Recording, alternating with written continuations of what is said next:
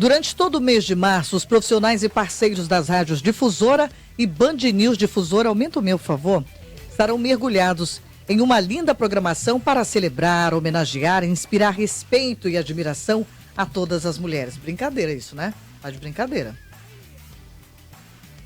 Vamos lá então, porque nós temos São aqui... mais de 60 entrevistas, Cid, homenagens e podcast para fortalecer o debate sobre o respeito e também a valorização às mulheres.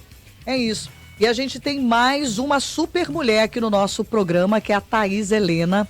Ela que é professora e pesquisadora da UFAM, trabalha com acessibilidade e inclusão, Cid. É mãe do atleta autista e acadêmico de educação física, Ângelo Chaves de Castro.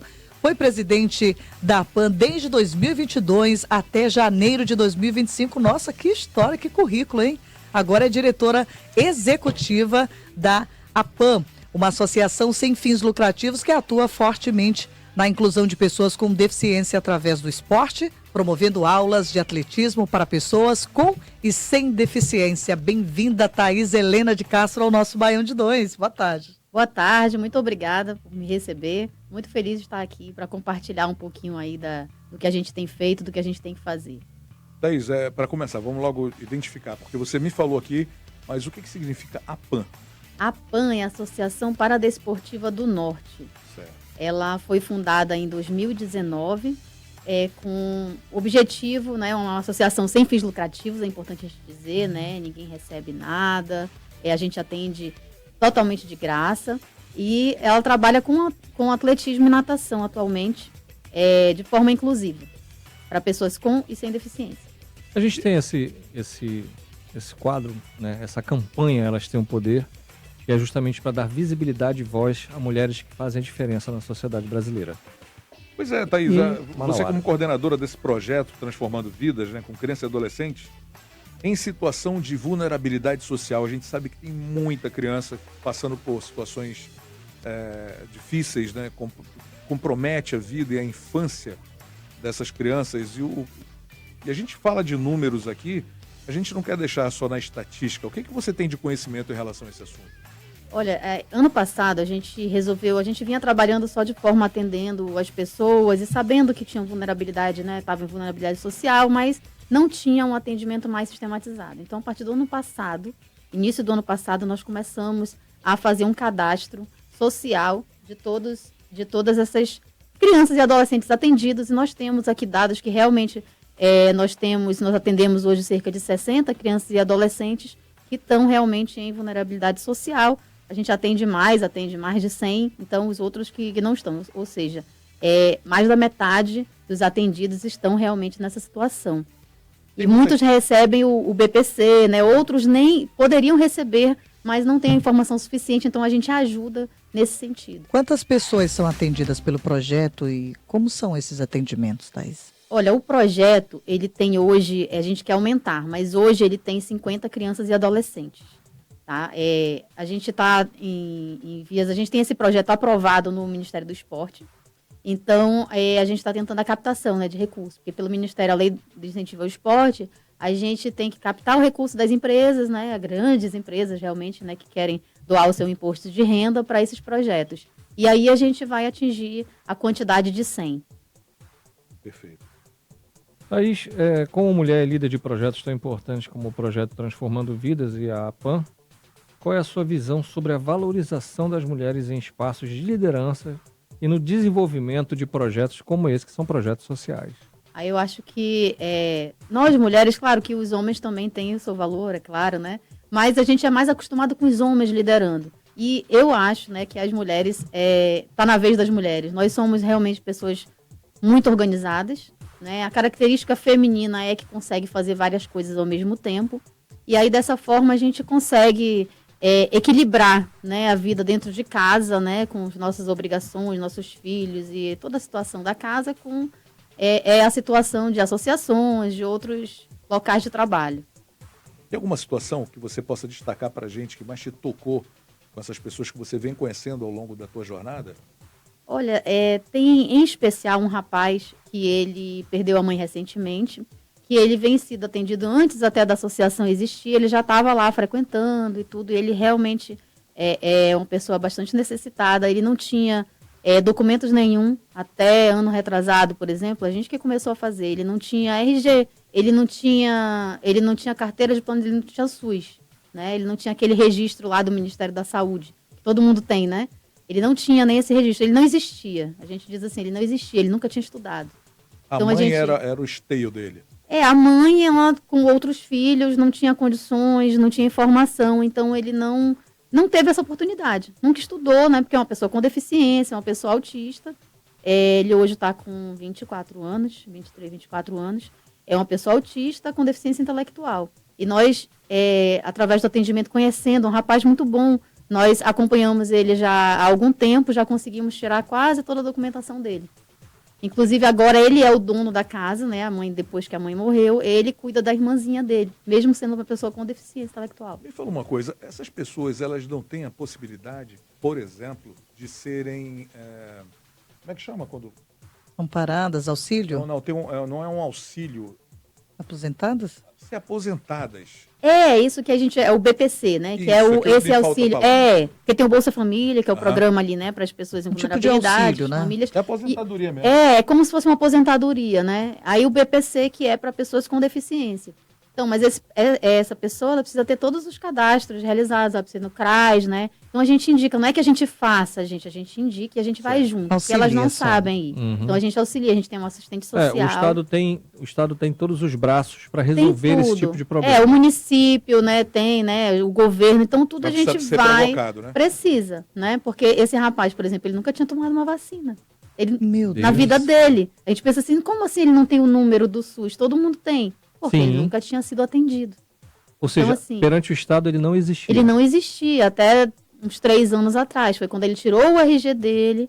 Aí ele falou assim, mas como tu tens o RG, não pode tirar o CPF. Aí ele queria que eu tirasse o CPF dele.